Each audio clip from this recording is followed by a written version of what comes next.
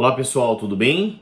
Olha só, tirando mais dúvidas, sobre os reflexos trabalhistas do coronavírus, recebi muitas mensagens no meu Instagram, nas minhas redes sociais em geral, no meu canal no YouTube, sobre essa possível medida provisória do governo Bolsonaro, autorizando redução do salário com redução da jornada.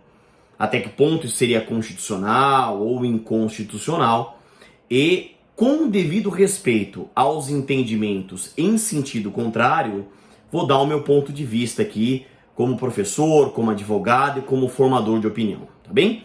Vamos lá. A nossa análise, ela começa pela Constituição Federal de 1988. E lá no artigo 7º, vamos resolver a parte que em tese é um pouco mais fácil, que é a questão da redução do salário, tá? O artigo 7º, inciso 13 da Constituição Federal, diz da duração do trabalho normal não superior a 8 horas diárias e 44 horas semanais, sendo facultada a compensação de horário ou a redução da jornada, mediante acordo ou convenção coletiva de trabalho.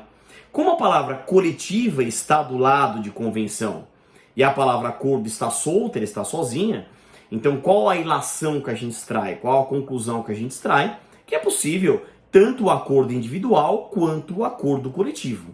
Então, em tese, não há necessidade da presença do sindicato, da interveniência sindical, para que a gente tenha a redução da jornada.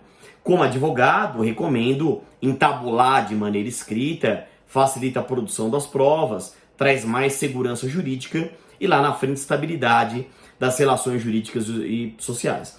De outra sorte, nós temos aí a questão da redução do salário.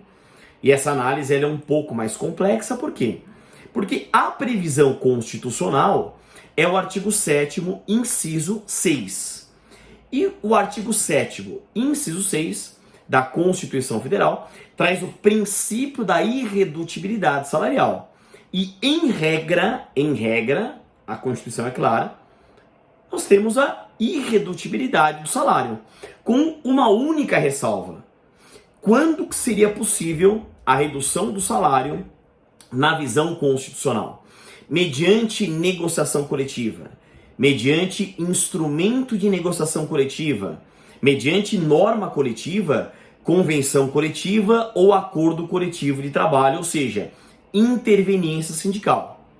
Teria que passar pelo sindicato. O que isso traz como conclusão que um acordo individual de plano ele seria inconstitucional. Mas muitos alunos perguntam: o artigo 7º da Constituição consubstancia uma cláusula pétrea? Esse tema ele é polêmico entre os constitucionalistas. Há quem defenda que sim, há quem defenda que não. Há uma cisânia doutrinária realmente sobre esse assunto, tá? Mas vamos continuar a análise. Agora, num plano infraconstitucional. Se nós, em hermenêutica ou exegese, fizermos uma interpretação histórica do nosso ordenamento justo trabalhista vigente, nós já tivemos algumas tentativas de redução do salário por alguns eventos extraordinários, eventos anormais, eventos atípicos ou eventos especiais. Então, por exemplo, nós temos previsões, se a gente ler força maior, artigos 501 a 504 da CLT, especialmente o artigo 503 da CLT, lá nós temos a autorização da redução do salário nas hipóteses de força maior. Lembrando que a CLT ela não traz uma diferença entre caso fortuito e força maior. Para a CLT é tudo força maior. Evento de origem humana ou de origem da natureza, um evento imprevisível, alheio à vontade do empregador, a gente poderia enquadrar em situações de força maior. Só que hoje esse dispositivo ele tem que ser interpretado à luz da Constituição Federal, pelo princípio da interpretação das leis em conformidade com a Constituição, do Gomes Canotilho, o princípio da supremacia da Constituição, ou pela teoria do diálogo das fontes, da grande jurista Cláudia Lima Marx, que ela trouxe ao Brasil de estudos que ela fez com o grande jurista alemão, o Erich Jaime. Então, essa interpretação, hermenêutico, exegese, eu teria que sempre interpretar à luz do artigo 7º, inciso 6 da Constituição Federal. Então, o dispositivo até é possível utilizar o argumento da força maior como fundamento de negociação coletiva para reduzir salário, mas tem que passar pelo sindicato. Tivemos também a Lei 4923/65, que por uma conjuntura econômica desfavorável seria possível a redução do salário, mas hoje isso interpretado e analisado à luz da Constituição Federal, do artigo 7º, inciso 6 da Constituição. Olha, já conversei com alguns amigos, com alguns colegas, juristas e tudo mais, e realmente não tem como escapar dessa interpretação.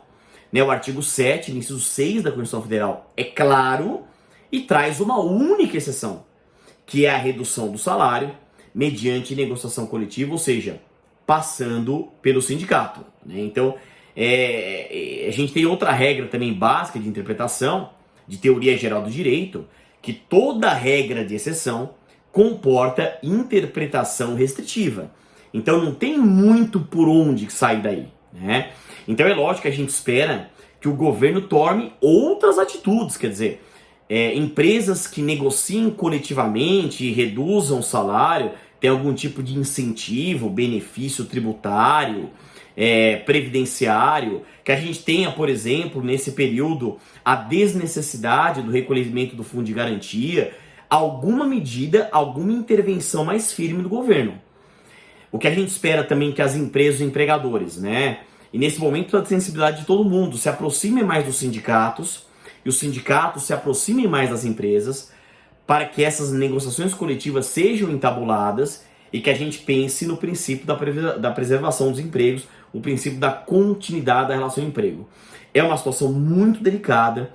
No escritório já tive essa demanda várias vezes, né? Muito empresário ligando, muito dono da empresa ligando, meu sogro empresário também, falando, olha, não tem condições de segurar até junho, até julho, sem um empregado trabalhar, pagando o salário, computando o período, recolhendo o fundo de garantia.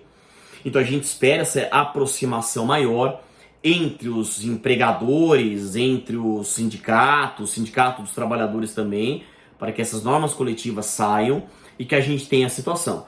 Infelizmente, muitos empresários estão desesperados e dá para entender, é muito compreensível, e já estão dispensando aí os seus trabalhadores pelo desespero mesmo, né? Porque não tem mais cliente, não tem mais serviço, não tem mais demanda, uma situação realmente muito delicada, tá bem? Então a gente está acompanhando de perto isso, dúvidas, sugestões, podem mandar também direct do Instagram, no meu canal no YouTube. É lógico, eu tento responder todas as mensagens, são muitas, mas pelo menos quero utilizar mais as minhas redes sociais para que a gente possa tirar essas dúvidas. Pessoal, não é momento agora de julgamento de quem está certo ou de quem está errado. É uma situação ímpar, é uma situação sensível, é uma situação sem precedentes, é a pior crise da nossa geração. E a gente vê ainda o brasileiro levando na brincadeira essa questão. É só você se informar um pouco e acompanhar o que está acontecendo na Europa, especialmente na Itália, na Espanha, em Portugal. Não é brincadeira. A gente está tendo lá registros de praticamente 800 mortes por dia no país. Você imagina uma situação, e veja, fizeram uma comparação já com a Itália, com o Brasil, e aqui, no mesmo cenário, a gente está até mais avançado. Daqui a pouco a gente vai ter acesso na mídia a números alarmantes. Então é um momento agora de união, é um momento de solidariedade, é um momento de altruísmo, de amor ao próximo, para que, se Deus quiser, a gente juntos, a gente consiga enfrentar toda a situação. Então essa medida provisória, em tese, seria inconstitucional nesse ponto que eu falei. É lógico que todos esses assuntos serão judicializados. Eu fico imaginando a quantidade de ações quando tudo voltar envolvendo problemas trabalhistas. E fica aqui o meu recado. Daí a importância da área trabalhista, né? Eu sempre falo, não é defender a minha área, mas é incrível. As pessoas até pouco tempo menosprezando a área trabalhista, querendo acabar com a justiça do trabalho, com a advocacia trabalhista. Não adianta. Tudo gira em torno do trabalho humano. E agora a gente está percebendo a importância que tem essa área, que deve ser melhor cuidada, respeitada, e agora todo mundo está entendendo a importância da área, tá bem? Aquele pensamento positivo, ânimo firme e até nosso próximo encontro.